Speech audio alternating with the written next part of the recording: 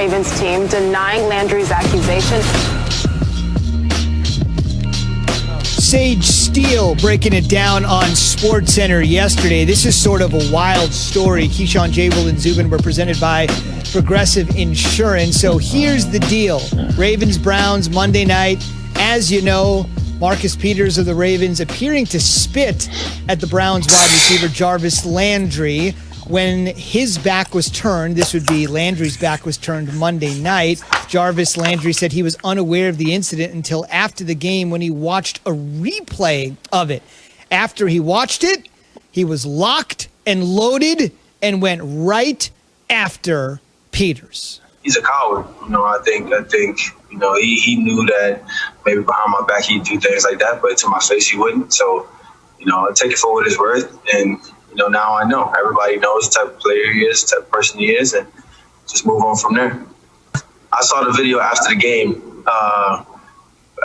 which, obviously losing the game, and then after the game, seeing that, but again, like I said, man, it's cowardly. Do you guys have a history? We don't have a history, but, for some reason, he seemed to have it out for, myself and whatever his beef is. I don't know, but, that's what he wanted. He definitely got it. It's time for Straight Talk, brought to you by Straight Talk Wireless. Jay, weigh in here with what you think the discipline or punishment should be for Marcus Peters for that vile act. Look, I think he should be suspended for a game. I know he'll probably get fined for it. But I got to tell you, I don't know what COVID NFL protocols this broke, but this broke the manly protocol realm for me. Because this kind of stuff, Zubin, that makes me, and I'm always the guy to try to keep things classy and stay professional. I never try to perpetuate anger or violence. But with the scenario like that, I'm rolling up my sleeves. We're going to fight. If I see you, we are going to fight, especially knowing that you didn't have the moxie to spit at me, looking at me. You're going to do it behind my back.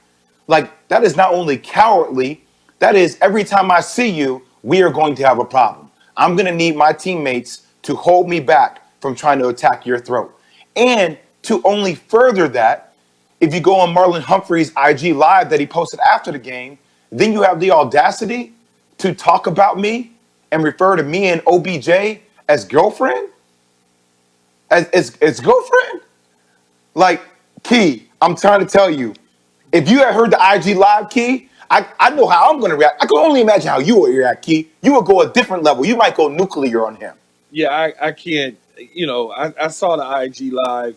Somebody sent it to me. I can't get caught up in words. Homegirl, excuse me, homegirl. Words don't really.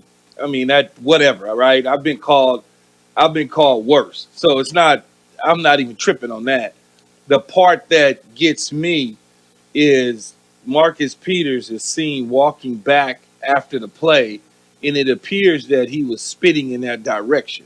Now, once the NFL investigation comes down and they find that that was the case, then he should be taken off the field for the rest of the season. One game, the rest of the season, if that was the case. If that's what they find, he should be suspended for the rest of the season because that is disgusting. I will whoop his you-know-what, period. And I like Marcus Peters. I like him. He's from Oakland. He's a California kid. But you have drawn the line, buddy. That is disgusting. It is the worst thing that you could possibly do to a human being. I wish, like hell, somebody would have ever tried that with me. Ever. I'm telling you, you talk about what you would have did, Jay. Game on every time I see you. Even today, as a 48-year-old man with kids, if you spit on me, game on, period. I don't care. You're not going to do that to me. I am not an animal. I'm not an animal. You're not doing that to me. And Marcus knows better. He knows better. It's just he plays with an edge. He has a chip on his shoulder. I get it. But that there, bro, that's not it. Spitting on somebody is spitting at somebody, and then you bring up the COVID situation. Yes, that is a double down at that point. What are you thinking? Where's your mind at if that is what your actions were? if that's what you were doing, because I don't know. I can't go off what Landry is saying. I'm going to have to go off what Marcus and what the NFL is saying, because I can't go off of that. It looked like he was spitting in his direction. And I'm going to say it again. If that was the case, he's going to have to see me regardless. And if I'm Landry, I'm not just walking around acting like that's not a problem. You know, I just, the word part of it, the video, I don't care about that. But spitting at me and putting your hands on me, now you are taking it to a different level. That is some of the most disgusting stuff ever. Key, I don't think this investigation takes that long. I mean, it's right there on the video. I'm saying right there I'm not on saying, the video. Like, I'm not saying, buddy, that it's going to take long. All I'm saying is if they come to a conclusion that is what it was and that's what took place, then it's not a 1-game suspension. The ruling is not a 1-game suspension. It's a simple, you won't be playing for the rest of the season, bro. See you in 2021. That's just it. That's it. That's some nasty. That is nasty, man. That's nasty. I go all the way back. I've seen it done many times in the National Football League in my playing career and in my post career. But the one that sticks out to me the most is when Bill Romanowski did that to J.J. Stokes. If I'm J.J., every time I see Bill Romanowski, game on, period. That just, it's gross. Yeah, you got to be old enough to remember that particular incident between Romanowski, the linebacker, and the 49ers wide receiver, but that's where I first go back to as well. Key, in our final minute, the line that really gets me from Landry looking ahead is, quote, about Peters, quote, everybody knows the type of player he is, the type of person he is. Talented but troubled. He's a 2-time All-Pro, but it's notable that a guy with that much talent hasn't been able to stick on a team very long. You know, I don't want to get into his if he's troubled or these people leave teams for many reasons, right?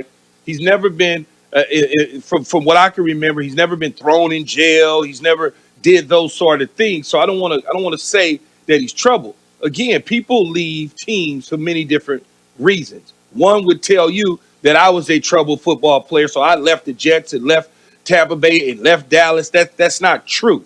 People will form their own narrative about who you are. One thing that I will say is he's a good football player, and he certainly plays with an edge on and off the field. That's what I would say. Okay, fair enough. And maybe he went over the edge with that edge in this particular incident. Straight Talk Wireless, no contract, no compromise. The NFL insider, Diana Rossini, is going to join us on the Shell Pennzoil Performance Line in 15 minutes. But on the way, if Drew Brees can't go this weekend in this giant game against the Chiefs, Key thinks the choice is simple. It's got to be Jameis Winston, not Taysom Hill. His rationale on the way after Key has this from Dr. Pepper.